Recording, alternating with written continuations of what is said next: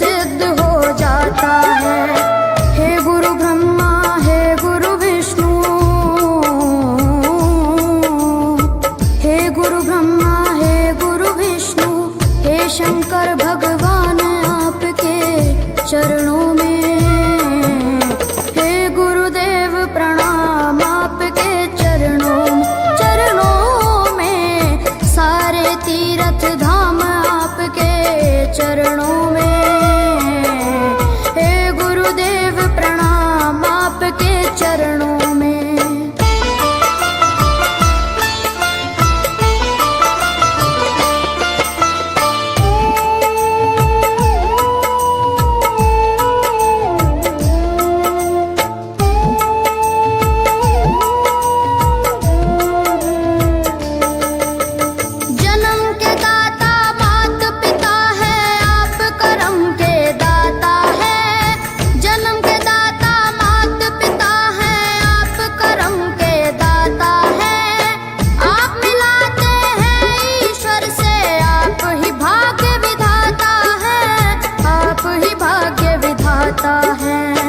दुखिया मन को, रोगी तन को, दुखिया मन को, रोगी तन को मिलता है आराम आपके चरणों में। हे गुरुदेव प्रणाम आपके चरणों में। चरणों में सारे तीर्थ धाम आपके चरणों में।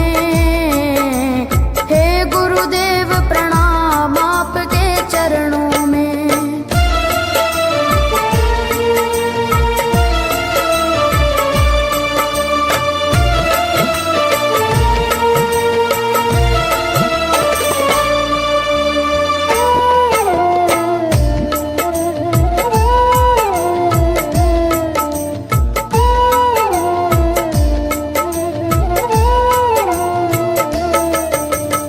निर्बल को बलवान बना दो, मूर्ख को गुणवान प्रभु।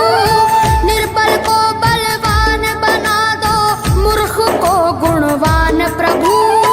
देव कमल और बंसी को भी ज्ञान का दो वरदान प्रभु, ज्ञान का दो वरदान प्रभु। हे महादानी, हे महाज्ञानी, हे महादानी, हे महाज्ञानी, रहूं मैं सुबह हो शाम आपके चरणों में। हे गुरुदेव प्रणाम आपके चरणों में। चरणों में सारे तीर्थ धाम आपके चरणों में। हे गुरुदेव प्रणाम आपके चरणों में। करता करे न कर सके, पर गुरु करे सब होए।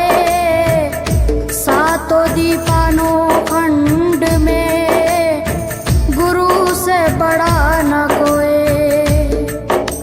गुरु से बड़ा न कोई, प्यारे गुरु से बड़ा न कोई।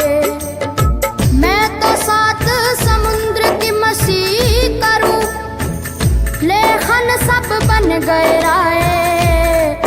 सब धरती कागज करूं, पर गुरु गुण लिखा न जाए, प्यारे गुरु गुण लिखा न जाए।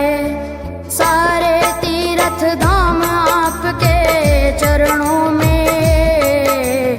हे गुरुदेव प्रणाम आपके चरणों में।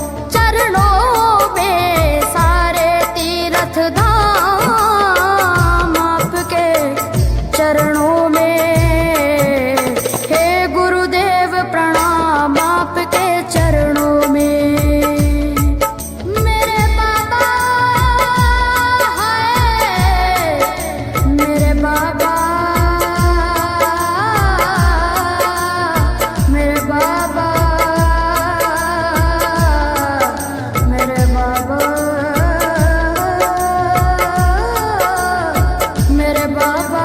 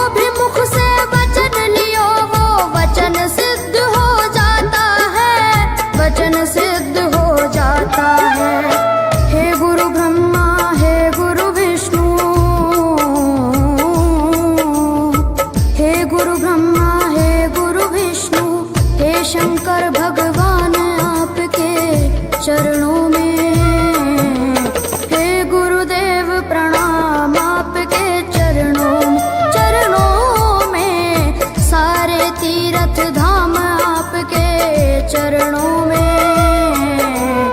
हे गुरुदेव प्रणाम आपके चरणों में।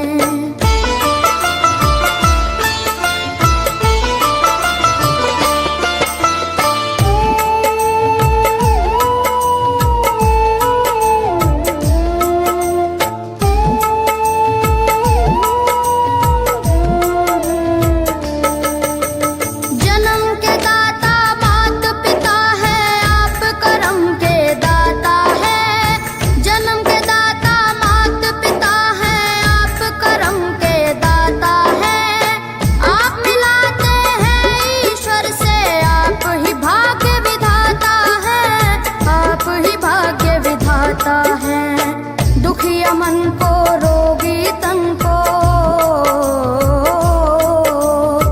दुखिया मन को रोगी तन को मिलता है आराम आपके चरणों में। हे गुरुदेव प्रणाम आपके चरणों में। चरणों में सारे तीर्थ धाम आपके चरणों में।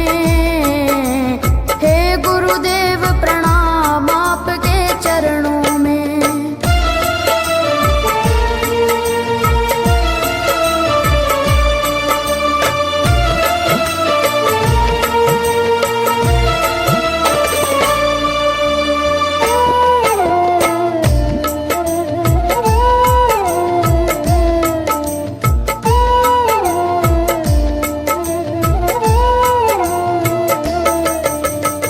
निर्बल को बलवान बना दो, मूर्ख को गुणवान प्रभु। निर्बल को बलवान बना दो, मूर्ख को गुणवान प्रभु। देव कमल और बंसी को भी ज्ञान का दो वरदान प्रभु, ज्ञान का दो वरदान प्रभु। हे महादानी हे महाज्ञानी, हे महादानी हे महाज्ञानी, रहूं मैं सुबह हो शाम आपके चरणों में।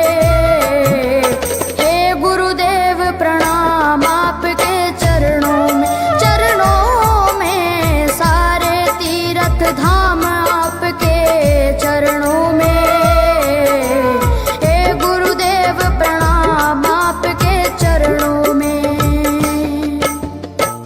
करता करे न कर सके, पर गुरु करे सब होए। सातों दीपानों खंड में गुरु से बड़ा न कोई, गुरु से बड़ा न कोई प्यारे, गुरु से बड़ा न कोई। मैं तो सात समुद्र की मछली करूं, लेखन सब बन गए।